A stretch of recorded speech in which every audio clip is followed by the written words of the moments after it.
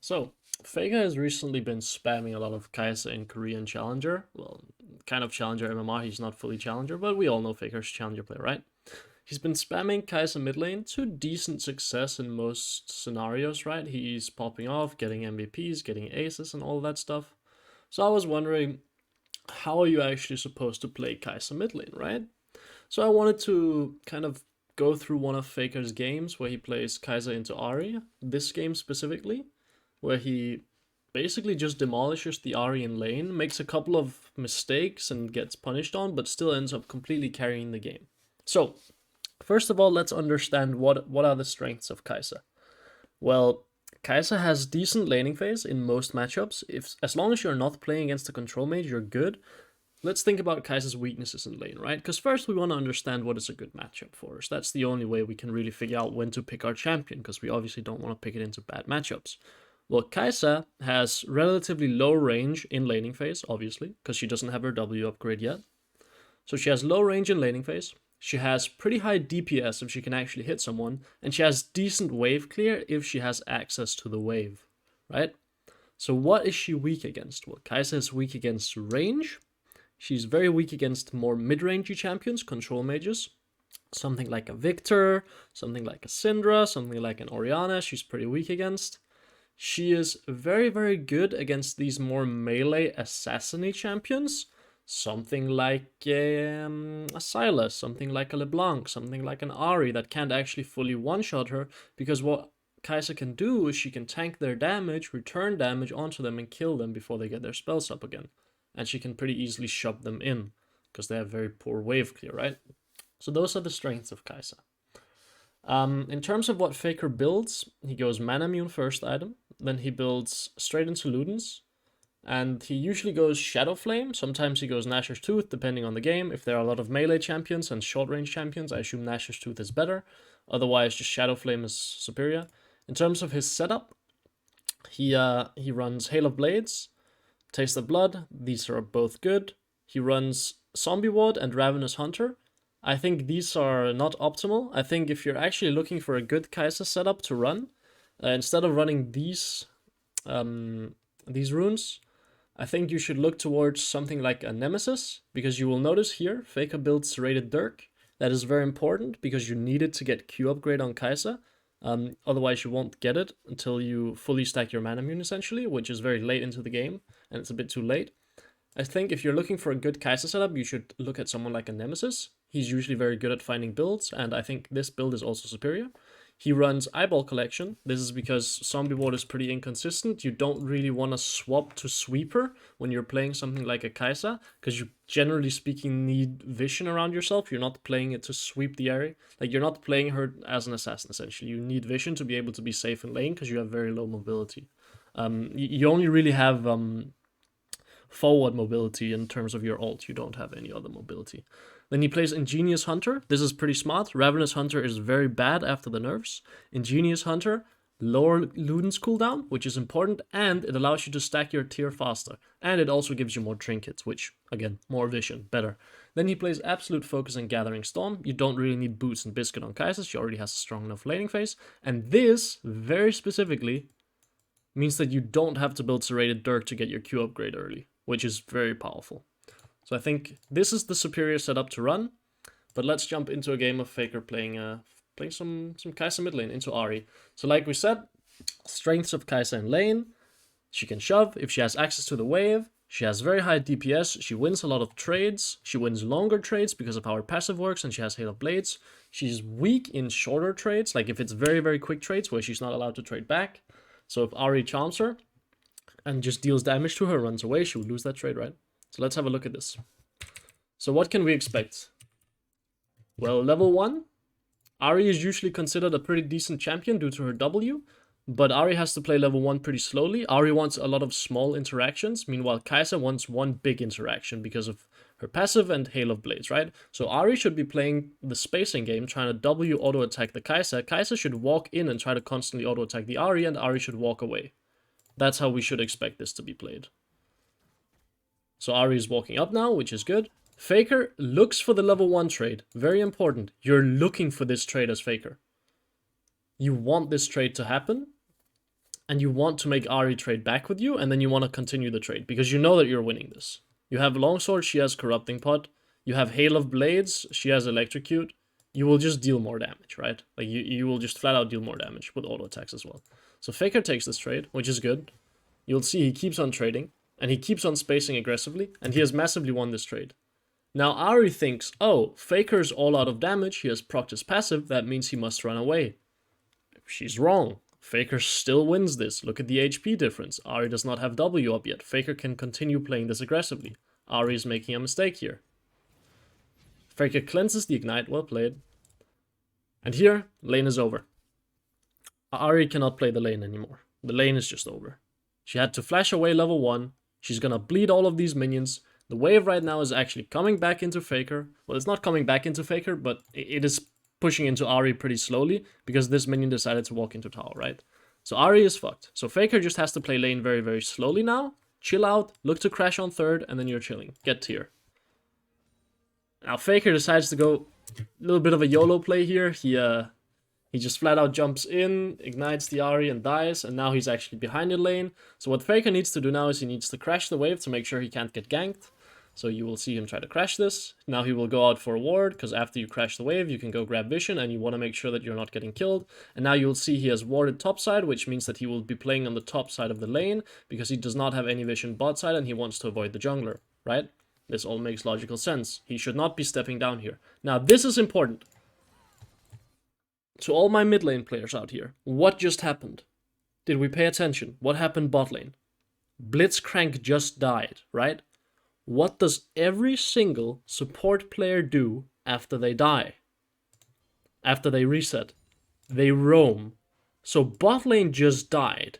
That means if Blitzcrank is in base, he will not run straight bot lane. If he's running straight bot lane, he's trolling. He will run mid lane. So we now have to be very, very aware of the Blitzcrank roam timer mid lane. Why is that important? Because it will affect how we played the wave, right? I know I should have probably paused it while talking about this, but it will affect how we played the wave, right? Right now, our intention should be crash this. Why should it be to crash this? Because Blitzcrank is gonna come mid lane. If we do not crash this wave, it will be stuck. Blitzcrank will come mid lane, and we will have to give up farm. Or we will have to call Lee Sin mid lane, which is bad, because then we're ruining our jungler, because we're mismanaging our wave. So Faker's intention right now is very important. He should instantly shove this wave out. He doesn't, and he will get punished. Watch. He will get punished now. He does not crash this fast enough. It should not matter how much damage you take. What matters is you just get this wave into the tower and you bounce the wave back. You need to stop hitting these minions and you need to just let the wave come back into you. This is all very important. Because Blitzcrank is gonna be mid soon. He is on his roam timer. He should be mid lane already, by the way. He should already be mid lane. I don't know why Blitzcrank is so slow. He should already be mid lane. And now he pushes it out. And there's the Blitzcrank. And now you're dead. If Ahri plays this competently and doesn't take this much damage early, Faker is just dead here. Now, fortunately, Ahri played it bad and Faker lives. Faker goes for a reset. This is all fine. Comes back to mid lane, catches the wave.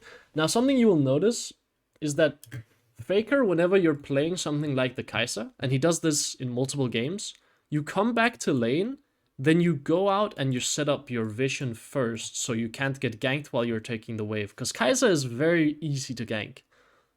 So now Faker should go out, set up vision. I don't know why he prefers to ward up here. I think this is unnecessary. I think the ward here is just as good. And he gets caught by the Ahri here. And he just kind of mechanically outmuscles her. Yeah, he's just a better player. There's not a lot you can do about that as Ahri. He will now crash this wave, slow pushes this, and then should fast push this wave, and then just look for reset. He should be hugging... bot side, realistically speaking, actually it's hard. It's hard to know. Well, there's just 3 people mid lane, so Faker just runs away and he survives. Very hard for Faker to play this correctly because he needs to crash the wave, but no one on his team is there. At this point, this is one of those instances where the enemy team has just sent 4 people mid lane essentially, so you just have to take DL and just leave. Even though your wave is in a bad state, it is better to leave your wave in a bad state than die and leave your wave in a bad state as well. So you just have to take DL and leave. Now what I would like to see Faker do is spam ping his team to come mid lane to help him actually push out this wave so it can stop being stuck. Or What Faker can also do is he can look to bounce this wave and then set up for a gank. The thing about Kaisa, however, is, and I will pause to show this, the thing about Kaisa is she has absolutely no setup, right? Who is Faker's jungler? So we're playing Kaisa with no setup and only damage. Who is his jungler? It's Lee Sin. Lee Sin does not have consistent setup against a mobile champion like Ahri either, right? So setting up for ganks is very difficult, because Faker can't do any setup, right? So playing for the bounce back can seem very weird, because your jungler is realistically not a threat to the enemy mid laner, if that makes sense, because Kaisa can't do anything to follow up. The only thing that's a threat to the enemy mid laner is going to be your support, because it's Nautilus, and he can actually consistently set up on Ahri. So unless Nautilus is fogging, you playing for the bounce back doesn't really do anything. Now, if the jungler was different, it would change the dynamic, obviously. And if the jungler was level 6, it would also change the dynamic, right? If the jungler was, let's say something like an Elise, perhaps, a Hecarim even, something like this, which can easier set up in lanes and has more consistent CC than something like a Lee Sin and Zhao as well, playing for the bounce back here would be good. But specifically because you don't have any CC in the jungle, you just play for the push. And you will notice Faker does this in a lot of his Kaisa games. He will just push. He will not play for the bounce back because he does not have any setup. So he will just shove, shove, shove, shove, shove. And he will try to always have priority so the enemy mid laner can't roam. He tries to keep the enemy mid laner jailed here by just permanently pushing and out-muscling them in trades. And this is very important. So you will see he just walks up and he pushes out the wave. He does not care. He looks for a trade on the Ahri, just mechanically outplays her. And then trades with her again here. He knows Ahri Charm is on cooldown, so he can go for this trade.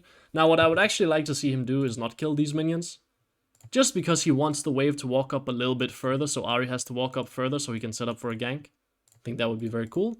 And now he stops touching the minions. Lee Sin just jumps over, kills the Ahri. Now that Ahri is dead, obviously we want to just shove out the wave. This is an instructive moment as well. He goes for the plate. Generally speaking, you only want to go for plates if you can shove out the next wave before the enemy mid laner comes back to cancel your recall, unless you're intent on staying in the lane without resetting and realizing your gold advantage. So what that essentially means is unless Faker can take this plate, push out the next wave, he's not going to get a recall. Now he has made up his mind and said, okay, this gold is worth more than a recall, and actually realizing the advantage I just got by killing Ahri. And he assumes that he will be able to get a later recall regardless. You'll also see this is why he walks up to hit the wave, because he wants to push it out as fast as possible, in case he can get a reset. You'll see he just pushes it out, and after he pushes it out, should look for reset, because he has a lot of gold he wants to spend. And now Ahri will get one wave of tempo. Ahri cancels his recall, he's just baiting for his bot lane to come mid lane. This is fine. He wants to still crash this, by the way, so he can get his reset. At this point, he's just playing for the crash. So, while he crashes, we can just wait. Fast forward a little bit. He crashes, walks all the way back. Now he's playing with Serrated Dirk. Again, if you were running the Nemesis setup, you would not be playing with Serrated Dirk. You would instead just run straight into Manamune so you can stack it faster, and you would be running Sorcery, which obviously means that you would have higher AD value. And you would also stack the Manamune faster, reaching your power spike faster. But your laning would be a little bit weaker, because you're playing without Serrated Dirk. But I don't think Kaisa is picked purely because of her strength in lane. So you will see again, he just pushes out the wave, and then afterwards he moves. Now this is pretty comical. He gets caught here. His intention here, by the way, very important to understand. He's moving over here in case Nidalee is in Lee Sin's topside. So when Lee Sin walks in here, he's ready to cut off Nidalee's escape if she's counter jungling him. Now what I think he could easily do instead is just take the safe path. Kaisa as a champion, funnily enough, moves very quickly from mid lane because of her ult. If your jungler has CC or if your support has CC. It might sound very strange, but she moves very quickly from lane. Like, she will get to the fight before Ahri because of her ult. So if you're paying attention to what's going on around you mid lane, you can usually join fights before the enemy mid laner and get all your damage off. Very funny that he dies like this. I don't think you can really say he could have done anything differently. But let's pay attention to what Faker does now. He has the advantage. How is he going to snowball this game into a win? Well, he's going to keep on pushing mid lane obviously. We want to make sure that the Ahri can't roam, so we keep on pushing. Then we try to join the fight in river when our teammates are fighting. Like I said, Kaisa can move pretty quickly with her ult. Now, we unfortunately don't kill here. That's fine. Then after the fight is over, what do? Well, we always return to mid lane, and then we push out another wave. And now we will shove out another wave while hugging topside. Why are we hugging topside? Because we know Blitzcrank and the boys are down bot side. Now here, he knows that Ahri is out of mana with no ult, so he can pretty safely play this. He's just going to walk up and annoy her a little bit. If he cancels her recall here, it's really good. Ahri is bleeding minions. Faker will push out one more wave. If he pushes out this wave, he gets free tempo. He gets a tempo advantage on the Ahri, which is good. And now what Faker wants to start doing is he wants to start shoving out waves and start taking control over the bot side jungle with his jungler and his support. And he's obviously taking plates as well. Now he wants to first of all reset, because he probably has mana immune in base. You want to reset on those big item power spikes, very logical. Also very important when you're playing AP Kaisa, you go W max second, you don't go E max second. I don't know if that's different on AD Kaisa, I would presume it is. But on AP Kaisa you W max second. And now he's going to return into the lane, probably push out and look to take control over bot side. Actually his jungler is going top side, so he has to be a little bit careful. Ideally, he calls his jungler or his support to come mid lane to help him push, because it is pretty scary to play Kaisa into something like a Blitzcrank. You can see that's why he's playing so far back, and he's playing in the center of the lane, because he doesn't have a safe side to hug. Now he should know that bot side is somewhat safe to hug, because he sees the enemy Blitzcrank bot side. And that's why you will see he's running bot side now as well. So he clears the wave, and then he just stands in the middle. He just, very instructive moment, he fogs. He does not just walk up here. He does not just start hitting the next wave as soon as it comes in, because obviously you can very easily die from here. You're still not safe. He does not stand in the middle of the lane, because then the Ahri can spot him. He fogs, so the enemy team does not know where he is. Ahri does the same. Ahri does something very instructive here as well. She fake runs down here. The enemy team, Faker's team, will now be spam pinging that Ahri is moving into river for a bot lane play. Now what Ahri can do then is if Faker moves down to respond, Ahri can then return to mid lane, push out the wave. Faker is going to be late to catch the wave, and then she gets a free roam bot side. This is something that's very cool that you can utilize. The other thing she can do is she can fake roam, and then she can trap one of these bushes. Faker can essentially never follow an Ahri roam, right? That is something that's very important when you're playing Kaisa. When you're playing these immobile champions mid lane that are very weak and get one-shot pretty easily. You cannot follow the roams of these champions like Ahri, unless you have an escort. So unless Lee Sin comes mid lane now, or Nautilus comes mid lane now, Kaisa cannot step into fog. She will die. The amount of times I've seen players do this is pretty absurd. You need an escort, or you cannot survive this. That is why Faker is still standing here. He does not move, even though he's aware Ahri could very easily be running bot lane. And obviously he wants to respond to that play, but he can't. He just can't, because he will die if he walks into fog. And Ahri is trapping there, and there's an Italy. So he pushes out the wave, and then responds with a cross map. So he saw Ahri move bot side. Well, what is he gonna do? He's gonna push the wave and then move top side. Now top side is our strong side, and bot side is our weak side. Our bot lane is resetting, so they're not bleeding anything. Gnar can very easily get dove here. Now he will go back mid lane, get another wave of tempo, and then he will probably go top lane. He's not needed here, so he should not move up. Gnar should be dead regardless. You do not try to respond to that play if you can't walk into fog, right? You just make an equal play on the opposite side of the map. Or you try to make an equal play on the opposite side of the map. Takes a bit of a trade here. This is actually a very aggressive play. You can see his Q upgrade really comes in clutch here. That dealt a lot of damage. If his W hit, Ahri was actually dead. Which is pretty absurd to think about, right? When you get that Q upgrade on Kaisa, you can more than likely one-shot isolated targets if you full combo them correctly. Oh, if that W hit, I'm pretty sure she was dead again. Now he sees the entire enemy team mid lane, so he will just run away. I think this has been basically the most instructive part of the game. Noticing how he plays lane. He just shoves, he plays for very aggro trades. Sometimes he screws up his laning or his wave control, but that's fine. And then he just plays very, very safe, and he will just scale, get to 2 items, which is where Kaisa spikes. You get 2 items, you get your Ludens, and you get your Manamune, and your W's just start one-shotting people. And then you just play for that. You will see that in this game as well. During the mid-game, he's still catching waves. Nothing really out of the ordinary, right? Very stock standard. He's catching side waves. You'll see him here. His team goes mid lane. He will respond to a play top side, then he will stay top lane, catch the side waves, and he's just looking for as many resources as possible, essentially. There's nothing too complicated about this. Right, he's just collecting the wave. He wants to push out this wave fully, make sure it crashes into the enemy tower.